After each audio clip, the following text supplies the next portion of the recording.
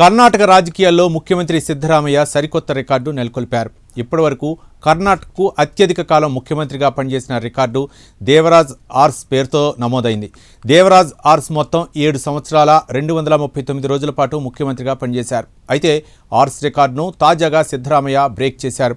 ఈ నేపథ్యంలో సిద్ధరామయ్య అభిమానులు రాష్ట్ర వ్యాప్తంగా సంబరాలు చేసుకున్నారు.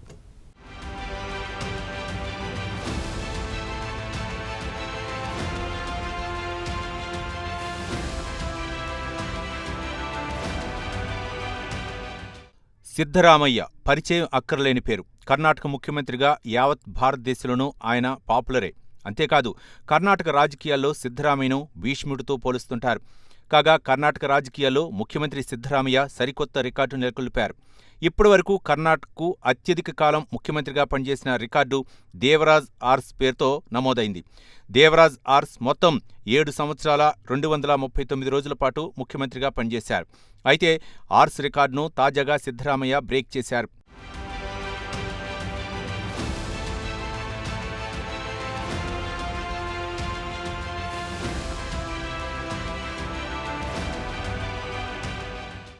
అయితే దేవరాజ్ ఆర్స్ ఏకదాటిగా 7 సంవత్సరాల 239 రోజుల పాటు ముఖ్యమంత్రిగా పనిచేశారు.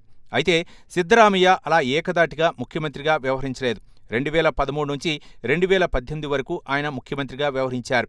ఆ తర్వాత 2023 అసెంబ్లీ ఎన్నికల్లో కాంగ్రెస్ పార్టీ ఘన విజయం సాధించింది. ఈ నేపథ్యంలో ముఖ్యమంత్రిగా సిద్ధరామయ్యను కాంగ్రెస్ అధిష్టానం ఎంపిక చేసింది. అప్పట్నుంచి ఇప్పటివరకు కర్ణాటక ముఖ్యమంత్రిగా సిద్ధరామయ్యనే కొనసాగుతున్నారు. మొత్తం మీద కర్ణాటకకు అత్యధిక కాలం పనిచేసిన దేవరాజ్ ఆర్స్ రికార్డును సిద్ధరామయ్య బద్దలు కొట్టారు. దీంతో సిద్ధరామయ్య అభిమానులు రాష్ట్ర వ్యాప్తంగా సంబరాలు చేసుకున్నారు.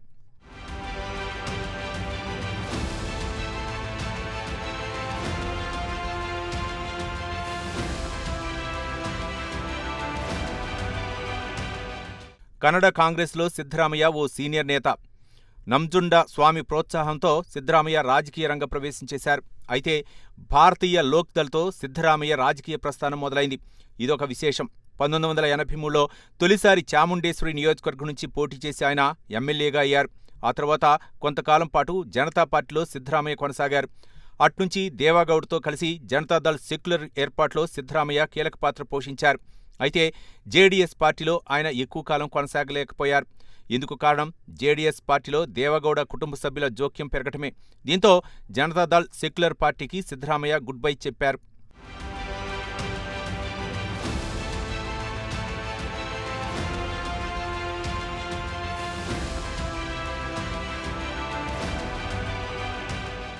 అటు తర్వాత ఆయన కాంగ్రెస్ పార్టీలో చేరారు. కాంగ్రెస్లో ఎంట్రీ ఇచ్చిన తర్వాత సిద్ధరామయ్య ఇక రాజకీయంగా వెనుదిరిగి చూసుకోలేదు. కాంగ్రెస్ పార్టీలో అంచెలంచెలుగా ఎదిగారు. 8 సార్లు అసెంబ్లీకి ఎన్నికయ్యారు. పలువురు ముఖ్యమంత్రుల దగ్గర ఆయన మంత్రిగా కూడా పనిచేశారు. క్యాబినెట్ మంత్రిగా ఆర్థిక శాఖ సహా అనేక కీలక మంత్రిత్వ శాఖలు ఆయన నిర్వర్తించారు.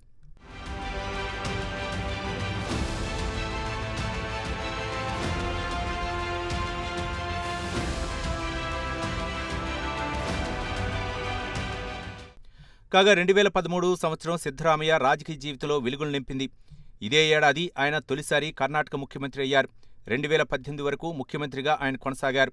5 ఏళ్ల పాటు పూర్తికాలం ముఖ్యమంత్రిగా పనిచేసిన ఘనత సాధించారు. 5 ఏళ్ల పాటు ముఖ్యమంత్రిగా కొనసాగిన సిద్ధరామయ్యపై ఎటువంటి అవినీతి ఆరోపణలు లేవు. పొలిటికల్గా సిద్ధరామయ్య మినిస్టర్ క్లీన్ ఇమేజ్ తెచ్చుకున్నారు.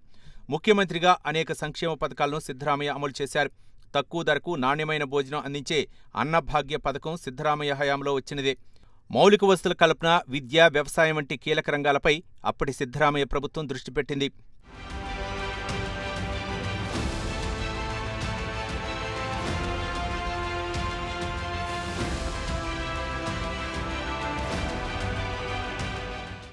ఇదిలా ఉంటే 2023 అసెంబ్లీ ఎన్నికల్లో ఆయన వరుణ నియోజకవర్గం నుంచి పోటీ చేసి గెలిచారు. అయితే ముఖ్యమంత్రి పదవి ఆయనకు అత్యంత త్వరగా రాలేదు. ముఖ్యమంత్రి పదవికి మరో సీనియర్ నేత డీకే శివకుమార్ పోటీపడ్డారు. దీంతో కర్ణాటక ముఖ్యమంత్రి ఎవరు అనేది తేలలేదు. ఈ నేపథ్యంలో 4 రోజుల పాటు కాంగ్రెస్ హైకమాండ్ చర్చోపచర్చలు జరిపింది. చివరకు సిద్ధరామయ్య మెడలో జయమాల పడింది. అలా రెండోసారి అంటే 2013లో కర్ణాటక ముఖ్యమంత్రిగా సిద్ధరామయ్య బాధ్యతలు చేపట్టారు.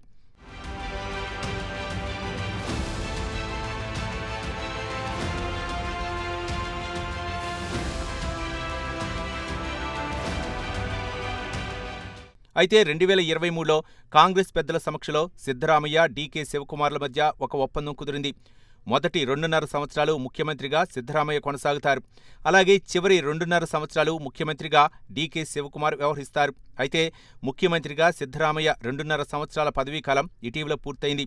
అయినప్పటికీ ఆయన్ను ముఖ్యమంత్రి కుర్చీ నుంచి దించివేయడానికి కాంగ్రెస్ హైకమాండ్ అంగీకరించలేదు. దీంతో ఇప్పటివరకు సిద్ధరామయ్యనే ముఖ్యమంత్రిగా కొనసాగుతున్నారు. కాగా 2028 వరకు ముఖ్యమంత్రిగా తానే కొనసాగుతానని ఇటీవల ಸಿದ್ದರಾಮಯ್ಯ ప్రకటించారు. ఇదొక విశేషం.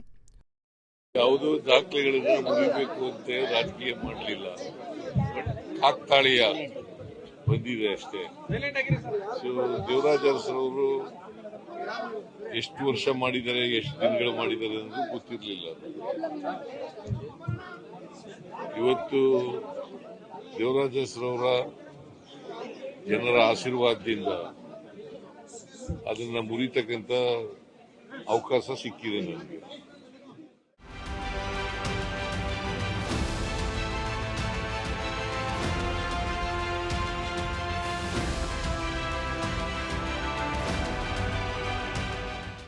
ఏది ఏమైనా కర్ణాటక రాజకీయాల్లో సిద్ధరామయ్య ఇంకెన్ని రికార్డులు సృష్టిస్తారో వేచి చూడాల్సిందే.